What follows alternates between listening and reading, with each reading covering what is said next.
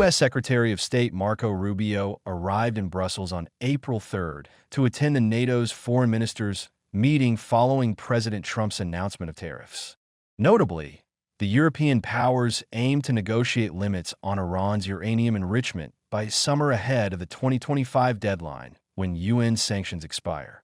Diplomatic sources indicated France, Britain, and Germany are hoping to discuss this with the U.S. NATO's foreign ministers are set to meet on April 3rd and 4 amid rising tensions between the U.S. and Europe.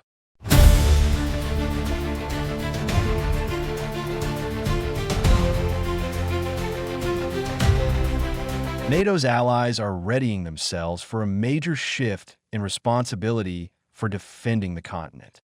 But diplomats told Euronews on the eve of a ministerial meeting in Brussels that the transfer of burden of responsibility is crucial to keep the U.S. in the alliance. U.S. Secretary of State Marco Rubio is in Brussels on Thursday and Friday, attending his first meeting of NATO's foreign affairs ministers, where he's expected to hammer home U.S. demands that the burden of security and defense of the alliance has shifted to Europeans. But Europeans will have a message for him, too, that it's not a good move to try to go it alone without the support of its 31 allies. Allies are also bracing themselves for a drop in the number of U.S. troops stationed in Europe under NATO.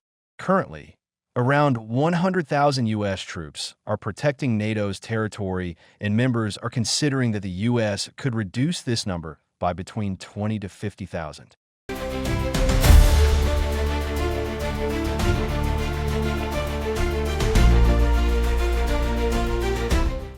U.S. Secretary of State Marco Rubio has reaffirmed America's commitment to NATO, stating that the country is as active in NATO's as it has ever been.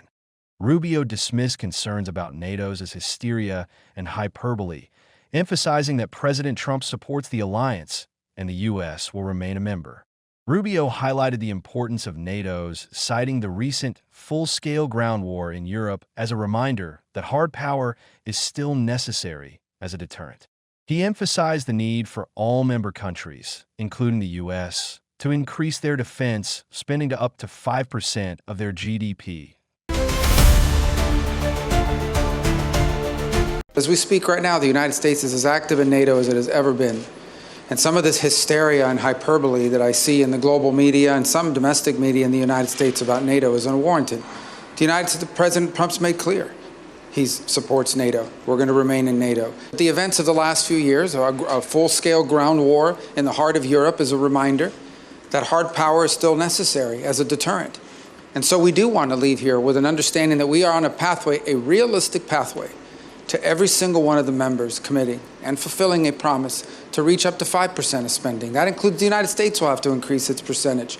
Because if the threats truly are as dire as I believe they are, and the members of this alliance believe they are, then that threat has to be confronted by a full and real commitment to have the capability to confront these things.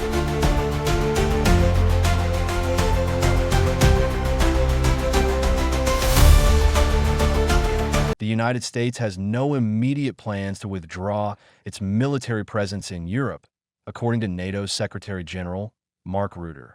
This announcement comes despite the U.S. urging European countries to take responsibility for their defense. Rubio made the statement on April 3rd, ahead of NATO's foreign ministers' meeting in Brussels, where the U.S. currently has around 100,000 troops deployed across Europe, with more than a third of them stationed in Germany. This significant military presence is a testament to the U.S. commitment to European security. While the U.S. is encouraging European countries to bolster their defense capabilities, it's clear that the U.S. plans to maintain its military presence in the region for the foreseeable future. For many years, the Americans have told us, and they started 15 years ago, that they want to pivot more towards Asia, that there are issues in the Indo-Pacific the Americans have to attend to. That's one. Second, they have for many years told the Europeans, you have to spend more. And this really started to happen after Trump came into office in 2016, 2017. By now, we are spending more on this side of the Atlantic, 700 billion in aggregate, since he came in 2016, 2017. So these issues are not new. There are no plans for them to to all of a sudden draw down their presence here in Europe. As I said yesterday, we do everything in the alliance in the spirit of no surprises, of working together, of being strong allies, of being laser focused on the main threat, which is Russia, and the upcoming issues around China, North Korea, Iran. That's what we're working on. And that means that when, which is over years the case, the Americans want to pivot more towards Asia, that obviously we will do that in a very coordinated manner.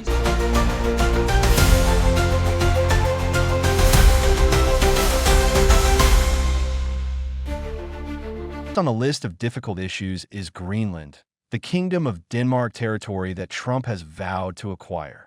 One way or another, Rubio is due to sit down with Danish Foreign Minister Lars Løkke Rasmussen on the sidelines of the meeting in the first direct U.S.-Danish contact in weeks. Although a Danish Foreign Ministry spokesperson said Greenland would not be on the agenda as the meeting takes place.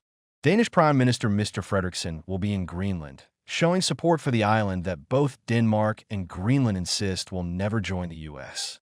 Notably, ministers will also be at pains to paper over diverging views on Ukraine, as Trump has sidelined Europe in peace talks involving Washington, Ukraine, and Russia, and has highlighted his preference for Russian leader Vladimir Putin over Zelensky.